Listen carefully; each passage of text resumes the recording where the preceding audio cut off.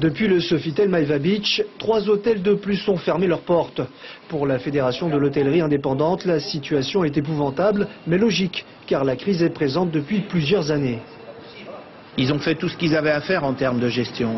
Ils ont fait les économies de gestion, ils ont fait malheureusement les réductions de personnel ultimes. Et là, ils ne peuvent plus quand même. Et puis au bout d'un moment, les soutiens bancaires s'arrêtent. Et puis c'est la fin et c'est la fermeture de l'hôtel. La fédération a perdu 5 membres en 2 ans. Les 12 qui restent connaissent les mêmes difficultés. Exception faite pour celui basé à Bora Bora et pour Philippe, qui a opté pour une formule d'hôtellerie sans restauration. Mais ce qui l'a sauvé de la crise, c'est de figurer sur les sites les plus importants de réservation en ligne.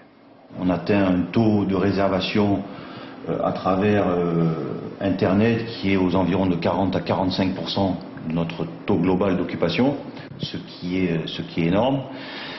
Sans ça, il est certain qu'on aurait fait face à des difficultés bien plus importantes et je ne sais pas si on serait passé à travers.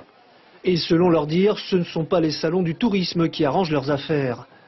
Ça aide comme ça sur un plan de la trésorerie immédiat, mais en fait c'est une mauvaise solution, ça dérégule si vous voulez tout le marché. On est complètement en dessous des coûts de revient. Je pense par exemple à ma structure hôtelière, on est sur des racks, ce qu'on appelle le rack c'est le prix plancher aux alentours de 23-24 000 et actuellement on vend des chambres entre 14 et 15 000. Donc on perd de l'argent tous les jours, on le sait. Ce que les professionnels attendent, c'est que soient appliquées les mesures préconisées lors des différents séminaires autour du tourisme. Ne nous fixons pas des objectifs irréalisables de 700 000 touristes dans 3 ans. Non. Fixons-nous déjà 10 ou 20 000 touristes de plus pour l'année qui vient. Ça sera déjà une grosse bouffée d'oxygène pour tout le monde.